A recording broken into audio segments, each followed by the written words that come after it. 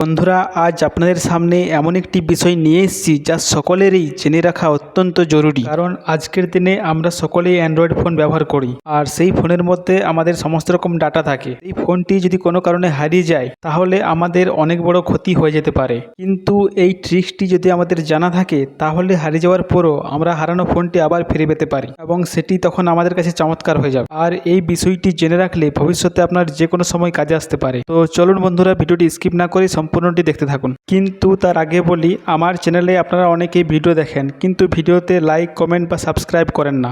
আপনাদের সাপোর্ট বা আপনাদের ভালোবাসা না পেলে ভিডিও বানানোর কোনো মূল্য থাকে না। তাই বন্ধুরা, আপনাদের কাছে রিকোয়েস্ট, চ্যানেলটি যদি সাবস্ক্রাইব করে না থাকেন তাহলে চ্যানেলটিকে একটি সাবস্ক্রাইব করে দেবেন, এবং ভিডিওটি যদি ভালো লাগে অবশ্যই একটি লাইক করবেন, এবং আপনার চ্যানেলের নোটিফিকেশন বাটনটি অন করে রাখবেন এরকম আরও ইনফরমেটিভ ভিডিও পাওয়ার জন্য। তো চলুন সময় নষ্ট না করে ভিডিওর মেন বিষয়ে আসা যাক। তো বন্ধুরা, ভিডিওর হেডিং দেখে আপনারা নিশ্চয়ই বুঝতে পেরেছেন যে আজকে কী বিষয়ে আলোচনা করব।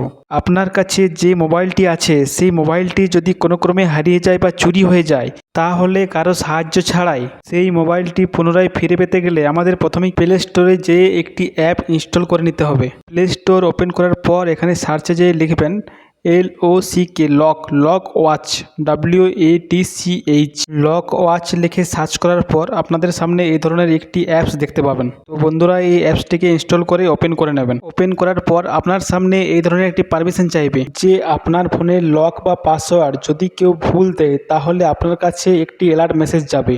এরপর নেক্সট পেজে যে অপশানগুলি দেখতে পাচ্ছেন, এখানে অ্যাক্টিভ লেখাটির উপর একবার ক্লিক করলে এখানে কিছু পারমিশন চাইবে, সেই পারমিশনগুলোকে এলাও করে দেবেন। পারমিশন দেওয়ার পর আপনার ফোনের জিমেল অ্যাকাউন্টগুলি এখানে শো করবে।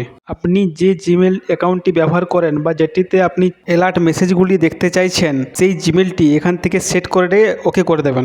এরপর বন্ধুরা, এখানে আমাদের সমস্ত কাজ শেষ। এরপর এখানে ব্যাক অপশানটাতে ক্লিক করে এখান থেকে বেরিয়ে চলে আসবেন।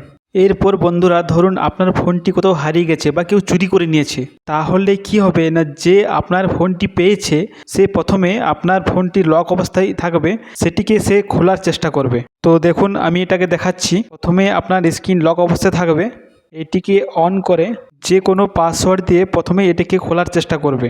যেহেতু সে পাসওয়ার্ড জানবে না তাই সে প্রথমে ভুল পাসওয়ার্ড দেবে। ভুল পাসওয়ার্ড দেওয়ার পর কি হবে দেখুন, আপনাদের দেখানোর জন্য আমি প্রথমে ভুল পাসওয়ার্ড দিলাম। এরপর বন্ধুরা দেখুন, আমি আমার পাসওয়ার্ড দিয়ে ফোনটিকে অন করছি।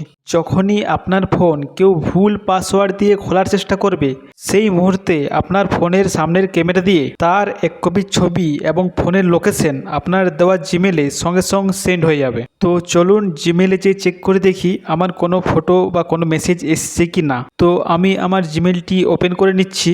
তো ওপেন করার পর আপনারা এখানে দেখতে পাচ্ছেন যে এখানে একটি মেসেজ এসছে এবং সেখানে লেখা আছে someone tried to unlock your Samsung phone, এবং একটু নিচের দিকে গেলে দেখতে পাচ্ছেন এখানে আমার ছবিও চলে এসছে, এবং আমি যে লোকেশন থেকে আমি ফোনটি খোলার চেষ্টা করেছিলাম সেই লোকেশনটাও চলে এসছে। ভিউ ম্যাপে ক্লিক করার পর ফোনটির কারেন্ট লোকেশন আপনি এখান থেকে দেখতে পেয়ে যাবেন, এবং সেখানে যেয়ে আরামসে আপনি তার কাছ থেকে ফোনটি নিতে পারবেন।